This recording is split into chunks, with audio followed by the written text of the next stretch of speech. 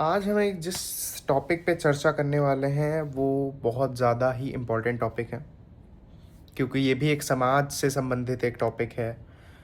आप अगर समाज में हैं तो आइडेंटिफिकेशन के तौर पे ये आपसे हमेशा सवाल सवाल पूछा जाएगा, डायरेक्टली या इनडायरेक्टली। बेसिकली इनडायरेक्टली पूछा जाएगा, क्योंकि डायरेक्टली जो पूछता है ये चीज़ उसकी खुद की भी कोई समझ होती है। तो बात करते हैं, आज का टॉपिक है हमारा, क्या एथिज़्म एक खतरा है, एक डेंजर है हमारी सोसाइटी के लिए, या बस ये एक विचार है जो एक नई सोच देता है। चलिए इस चीज़ पर बात शुरू करते हैं अपनी। जब हम कहते हैं कि I am theist, I am atheist, सबसे पहले तो हमें यह समझना पड़ेगा कि what is the meaning of atheism. क्या हम आज के समाज में ये देख सकते हैं कि एथिज़्म इस रूप से उभरा है कि जो लोग ईश्वर की सत्ता पे विश्वास करते हैं उनके अगेंस्ट में ये विचारधारा उठी है, या ये विचारधारा एक मूल विचार से उठ सकती है। मूल विचार का अर्थ क्या है मेरा, जब मैं कह रहा हूँ कि एक धारणा, कि ये तो मेरे दिमाग में नहीं आ रहा है कि कोई है, अगर ये आ ही नहीं रहा है कि मुझे ऐसा लगता है कि मैं किसी भी एक सोसाइटी का पार्ट नहीं रहा हूँ, मेरे अकॉर्डिंगली मुझे ऐसा फील होता है कि मुझे ऐसी कभी आवश्यकता या मुझे ऐसी ज़रूरत नहीं फील हुई कि इस पूरे जो विश्व को बनाने के लिए किसी बनाने वाले की आवश्यकता है। तो इसके अगेन दो सिनेरियोज क्रिएट होते हैं।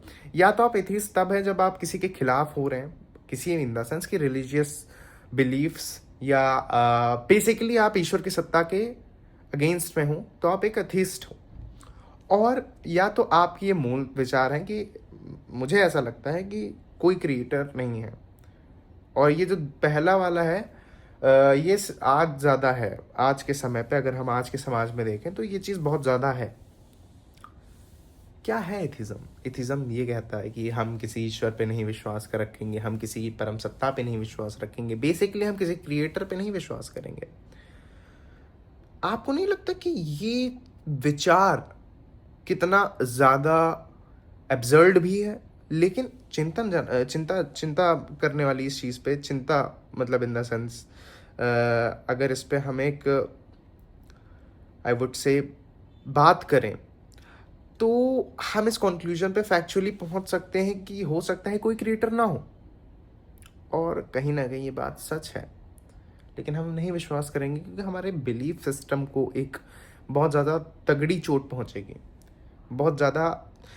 और आप समझिए कि मैं खाली इतना मानता हूँ और मैं खाली इतना विश्वास रखता हूँ कि कोई है नहीं जो आपकी सुन रहा है।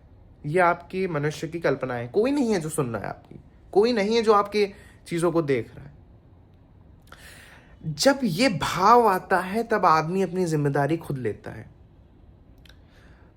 क्यों मंदिर जा रहे हैं? आप समझिए सनातन धर्म की, आप समझिए किस तरह से पतन हुआ है सनातन धर्म का, आप समझिएगा हमारी शुरुआत कैसे हुई है। आप पहले इस पे थोड़ा सा समझिए कि हम कहते हैं कि काम, क्रोध, लोभ, मद और विषय, जैसे कबीर साहब कहते हैं विषय विकार लार है जे नहीं, माया मोह तिमिर सब नाशा।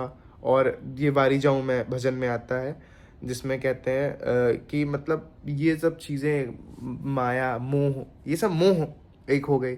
और काम, काम यानी कि काम is not related to sexual desire, specifically I am talking about, कि अगर मैं कहूँ कि जो हम कह रहे हैं कि काम, काम is not related to something which is sexually, which is related to sex, it's not. तो जब हम कह रहे हैं काम या कह रहे हैं वासना, और तो आप ये समझिए हमने इन चीज़ों को कहा कि यार ये चीज़ें मनुष्य की सफरिंग के कारण है। We are suffering because we have some kind of desires, because we feel incomplete in ourselves. So we need something which can satisfy us, which can satisfy me, and then after that I can feel joyful in myself. आप समझिए इस चीज़ की ऐसे शुरुआत हुई है कि यार ऐसा नहीं है कि आप आप चाहे जितने भी विषयों को अपने साथ रख लें, आपको सफ़र करना ही पड़ेगा। वो आपको नहीं फील करा सकते हैं सेटिस्फाई, जिसको कहते हैं सेटिस्फाई नहीं फील करा सकती वो। आज हिंदुइज्म की क्या हालत है आप समझिए। मंदिर किस नाम से बन रखे हैं। मैं एक, आप समझिए, मैं अपना एक मत रख रहा हूँ। मैं किसी नहीं कह रहा हूँ कि आप ये मत करिए करिए, मेरा एक मानना है। आप समझिए, मनकामनेश्वर, एक मैं भजन सुना है, मनकामनेश्वर बाबा मन की मुरादे, मनकामनेश्वर।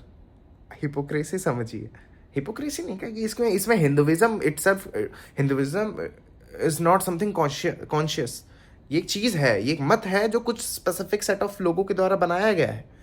उन्हीं सेट ऑफ लोगों को अगर आज का हिंदुइज्म दिखाया जाए, वो कहेंगे अरे यार, ये तो लोक धर्म ही है, ये तो इसके खिलाफ ही तो हम उठे थे, इसके खिलाफ उठे थे, और आज हमारी जो चिंतन थी उसके बेसिस पे ये लोक धर्म को ही आगे बढ़ा रहे हैं।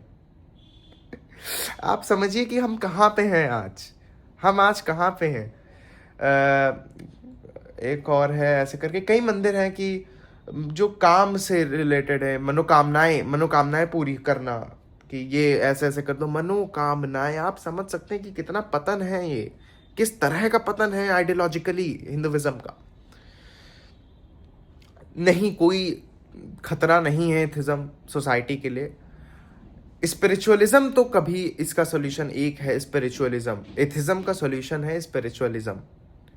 और when I am saying atheism का solution, I am not saying कि कोई थीस्ट है, वो एक अथीस्ट हो गया है तो उसको थीस्ट बनाने के लिए मैं स्पिरिचुअलिज्म को यूज़ करूँगा। आई am not talking about in that scenario, मैं वो नहीं कह रहा हूँ। मैं ये कह रहा हूँ कि आप देख रहे हो लोग एथीस्ट हो रहे हैं, उनको लगता है, जो कि वो फैक्ट बात है, लेकिन spiritualism never talks about that there is some kind of entity जो आपकी मदद कर देगी, जो आपकी काम को आप में हेल्प कर देंगी। अरे मैं आपको बताता हूँ कि मैं BHU गया था कुछ समय पहले। वहाँ पे एक विश्वनाथ करके कोई मंदिर है, मुझे याद भी नहीं है क्या नाम था उस मंदिर का, BHU के कैंपस में ही बना है। उसमें ऋषि वाणियाँ लिखी थी। और मैं आपको बताऊँ, आज का जो पूरा हिंदुइज्म है ना, जो बेस्ड है स्पेसिफिकली कामनाओं पे, जो बेस्ड है बेसिकली आपकी हर तरह की डिज़ायर्स को फुलफ़िल करने के लिए, कि हमने एक तरह तरह का रिचुअल बना के रखा है, और अगर आप वो करोगे तो आपको ये चीज़ें मिल जाएंगी। इनके अगेंस्ट में ही तो एक रेवोल्यूशन की तरह हिंदुइज्म बढ़ा था। आज यही हिंदुइज्म हो गया। आप इस चीज़ को क्यों नहीं समझते हैं? आप इस चीज़ पे विचार क्यों नहीं करते हैं? दो बातें हो सकती हैं, या तो आपको पता हो लेकिन चूंकि आपकी पुरानी धारणाएं टूट जाएंगी तो आप इन चीज़ों को इग्नोर कर देते हो, या तो आपको पता ही नहीं है। तो मैं बता रहा हूँ, तो इस चीज़ पे चिंतन करिएगा। एथिज्म कभी डेंजरस चीज़ नहीं हो सकती है, लेकिन एथिज्म के साथ अगर स्पिरिचुअलिज्म हो तो वो एक पावरफुल पर्सनैलिटी को बनाएगी। मैं आपको सच बता रहा हूँ। अगर आप अभी भी बिलीव करते हो कि मैं तो कर आया हूँ, लेकिन अब बाकी ईश्वर पे, यानी कि आप अपनी जिम्मेदारी नहीं ले रहे हो। नहीं होगा, नहीं होगा। निष्काम कर्म योगी बनिए आप, निष्काम कर्म करिए। क्यों नहीं आपसे निष्काम कर्म होगा? क्योंकि ऑब्वियसली ये एक प्रैक्टिस है। मैं क्या हूँ निष्काम कर्म योगी? नहीं हूँ मैं, लेकिन मैं चाह रहा हूँ मैं हो जाऊँ। मात्र चाहने से कुछ नहीं होगा, मैं स्टेप बाय स्टेप बढ़ूंगा, उसके अकॉर्डिंगली काम होगा।